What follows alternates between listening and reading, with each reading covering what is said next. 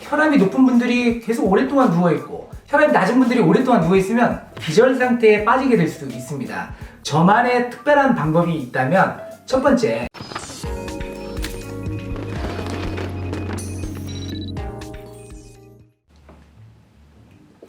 안녕하세요. 최인희 치과의 대표 원장 최기수 원장입니다.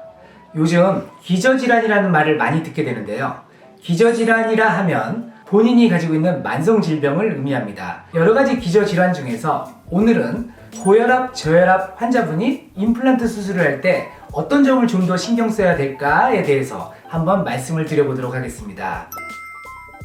이 고혈압, 저혈압은 임플란트 수술을 할 때 어떤 영향을 미치게 될까요? 고혈압의 경우에는 수술을 할 때 피가 많이 나게 되는 문제가 생길 수 있습니다. 아무래도 혈압이 높다 보니 혈관을 잘못 건드리게 된다거나 하면은 거짓말 안 보태고 피가 분수처럼 솟는 경우들도 있을 수 있고요. 또 아주 심한 최악의 경우에는 뇌출혈을 일으킬 수도 있습니다. 반대로 저혈압의 경우에는 수술을 하다 보면 혈압이 갑자기 떨어지면서 의식을 소실하게 되는 이른바 기절하게 되는 문제가 생길 수도 있죠. 그래서 고혈압, 저혈압 환자분들은 각별히 신경을 써야 되는데 이때 혈압이 너무 높아서 문제 또는 혈압이 너무 낮아서 문제라기보다는 가장 핵심적인 포인트는 혈압의 높고 낮음이 일정하게 유지되느냐가 가장 중요한 포인트입니다. 그래서 대부분의 치과 선생님들은 고혈압, 저혈압의 전문가는 아니기 때문에 내과 주치의 선생님의 처방을 받고 오세요 또는 소견을 받고 오세요 라고 해서 안전장치를 만들죠. 내과 의사 선생님들이 최선을 다해주시는 것과 마찬가지로 치과 의사로서는 환자분의 수술이 잘 되게끔 하기 위해서 일단 기본적으로 스케일링과 잇몸 치료 등을 통해서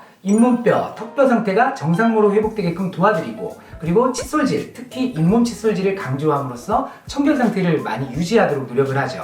그 외에 저만의 특별한 방법이 있다면 첫 번째, 수술 시간을 최대한 빨리 가져가는 것이 좋습니다. 왜냐하면 혈압이 높은 분들이 계속 오랫동안 누워있고 혈압이 낮은 분들이 오랫동안 누워있으면 혈압이 급 상승을 하거나 급 하강을 하게 됩니다.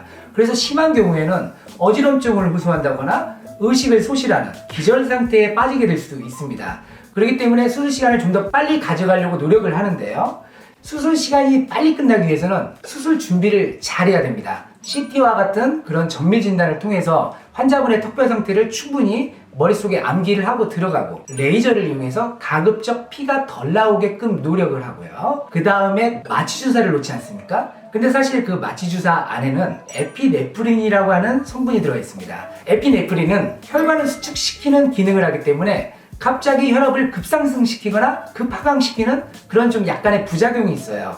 그래서 저희는 아예 에피네프린이 들어있지 않은 혈관 수축제를 사용하게 됩니다. 이 에피네프린이 들어있지 않은 혈관 수축제는 단점이 마취가 굉장히 빨리 풀려요. 마취제는 2-3시간 정도 마취 시간이 지속이 된다 치면은 혈관 수축제가 들어있지 않은 마취제는 한 20분, 30분 정도면 마취가 풀립니다. 그렇기 때문에 더더욱이나 빠르게 그리고 환자분에게 손상을 받지 않도록 최소한의 접근과 피가 나지 않는 그런 수술 방법을 사용하게 된다면 결코 혈압이 높고 낮음에 상관없이 안전하고도 성공적인 결과를 얻을 수가 있습니다. 그런데도 불구하고 이렇게 조심을 했는데도 갑작스럽게 혈압이 올라가고 내려갈 수도 있겠죠. 그래서 수술 시간 내내 혈압계를 걸고 수술을 진행하게 됩니다. 그러면 이 혈압계는 비정상적인 반응을 보이게 된다면 핏소리가 나게 되죠. 그러면 저희는 즉시 수술 동작을 멈추고 상응하는 조치들을 취하게 됩니다. 그러면 또 금세 혈압이 정상으로 회복이 되고 다시 안전하게 수술을 진행할 수 있게 되죠. 마지막으로는 아스피린과 같은 혈압약들은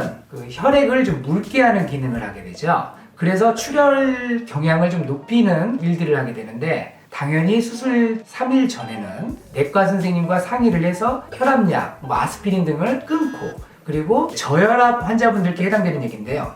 저혈압 환자분들은 반드시 수술 전날 금주하고 오시는 게 좋습니다. 술은 저혈압 약에 매우 안 좋아요. 두 번째는 온도가 올라가면 저혈압 경향이 심해질 수 있습니다. 그래서 임플란트를 하는 수술실의 온도를 좀 시원하게 유지를 하고 수술을 진행하는 것이 저혈압 환자분들의 건강에 매우 중요한 포인트가 되겠습니다. 네, 오늘은 고혈압, 저혈압 환자분들을 임플란트 수술을 할 때 어떤 점을 신경 써야 되는가에 대해서 말씀을 드려봤는데요. 아무리 심한 기저질환이 있고 고혈압, 저혈압이 심하다 하더라도 요즘은 의료기술이 발달이 됐기 때문에 앞서 말씀드린 것처럼 특별한 몇 가지만 조심을 한다면 임플란트는 반드시 잘 성공할 수 있습니다. 오늘 유튜브 들어주셔서 감사합니다.